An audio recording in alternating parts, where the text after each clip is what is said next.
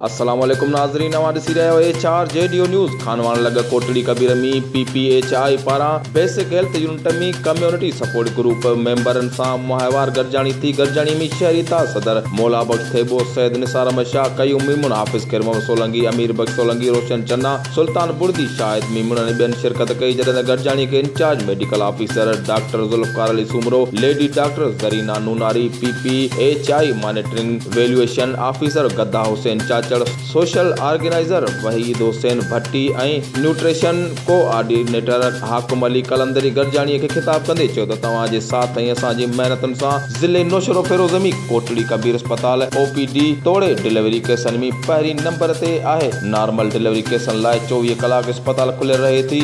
पेट वारनि औरतुनि लाइ अल्ट्रासाउंड जो पिणु बंदोबस्तु कयो वियो आहे। ग़रीब ऐं मिस्किन नियाणियुनि खे घुर्जे त उहे महांगे इलाज तोड़े व्यम कराइण लाइ प्राइवेट अस्पतालनि जो रुख न कनि, पोइ हिते जी मुफ़्त में दवाऊं वठनि ऐं डिलीवरी कराइनि। असांजी नेक नियती ऐं सचाईअ सां मरीज़नि जी ख़िदमत करण ते महीने में 9000 खां मथे OPD आहे। अस्पताल में परे परे जा मरीज़ अचनि पिया।